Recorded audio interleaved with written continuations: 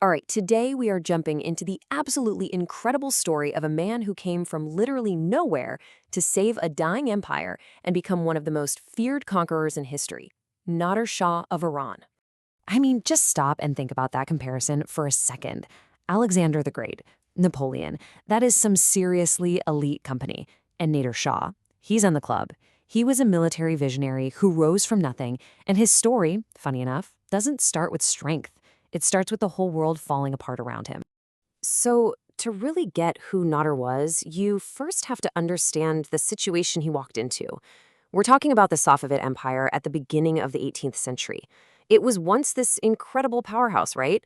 But by this point, it's just a hollowed-out shell, basically rotting from the inside and just waiting for a strong wind to blow it over. So what exactly went wrong? Well, it was kind of the perfect storm of disaster. First, the economy completely tanks because the silk trade, their main source of cash, just dries up. No money means the central government gets weak. And when the government's weak, local lords start thinking, hey, why am I sending tax money to the capital when I can just keep it? Then they start fighting each other. And the cherry on top, a whole series of rulers who are just completely, utterly useless. The entire empire was a house of cards. And you want to talk about a fall from grace? Just look at the leadership. Back in the day, you had guys like Shah Abbas I, a certified genius on the battlefield and a brilliant administrator. Now, the guy in charge is Shah Sultan Hussein.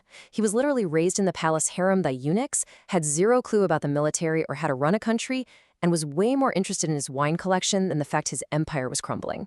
Talk about a power vacuum. And nature abhors a vacuum. So a new threat marches right in. It starts small, a little revolt way out in Kandahar in 1709, but it snowballs fast. By 1722, a full-blown Afghan army is at the capital city, Isfahan. The Safavid army is a total joke, gets completely crushed, and just a few months later, the Shah literally hands over his crown. Just like that, the empire was gone. But way, way out on the other side of the country, on this rough and dangerous frontier called Khorasan, a totally different kind of person was being forged in fire. A man who was the exact opposite of that pampered Shah. His name was Nader. Nader's early life was rough, to put it mildly. He's the son of a poor herdsman. His dad dies when he's just a kid, and he's thrown into poverty. And where he grew up, it wasn't a place for the weak. It was violent, and you had to be tough just to see the next sunrise. But this life didn't break him. It built him. It made him a ruthless survivor, and it gave him this deep, burning hatred for the rich, powerful nobles who he saw as lazy and corrupt. This wasn't just a backstory, it was his training ground. And this brings us to the most important point of all. For all those nobles in the capital, the collapse of their empire was the end of the world.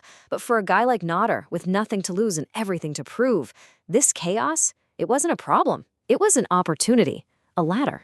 Think about it. The capital city falls, the government vanishes, local governors are running for the hills.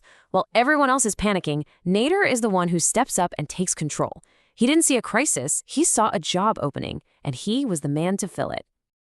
And he didn't just stumble his way to the top. The man had a playbook.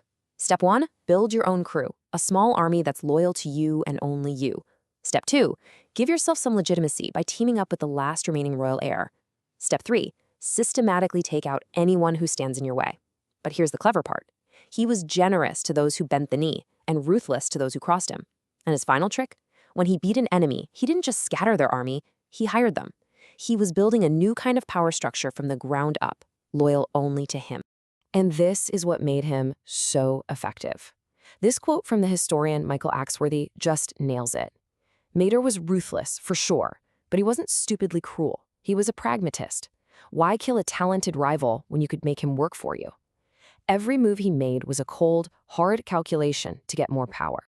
Okay, so by 1729, Nader's the top dog in his home region. He's built his army, he's taken out his local rivals, but now comes the final exam. He had to go up against the Abdali Afghans of Herat, the very same people who had just smashed an entire empire. This was it. This was his chance to prove he was the real deal. And that was the million-dollar question, wasn't it?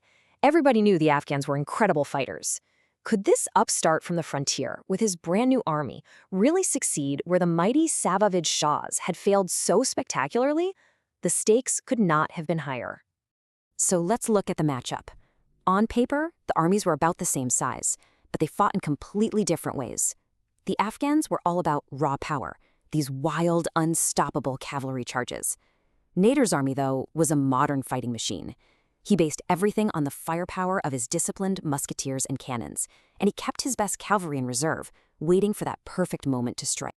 And during the battle, it almost wasn't enough.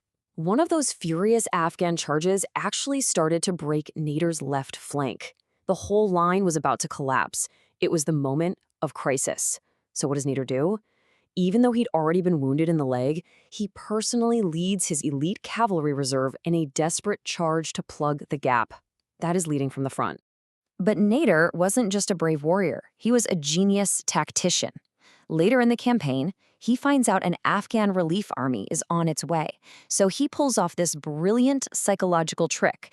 He sends a small part of his army towards the main Afghan camp, but has them beat victory drums and blow their horns.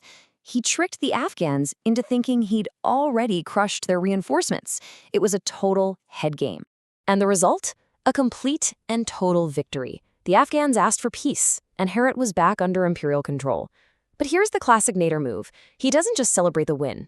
He turns his former enemies into his new soldiers.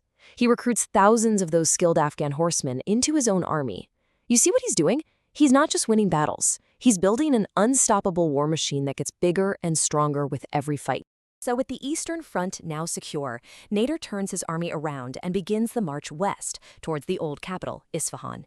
He's proven he can beat the guys who conquered the empire. But this brings us to the ultimate question, the one that defines his entire legacy. Is he a loyal general fighting to restore the old dynasty, or is he just clearing the chessboard to build a new one with himself as the king? We'll have to see.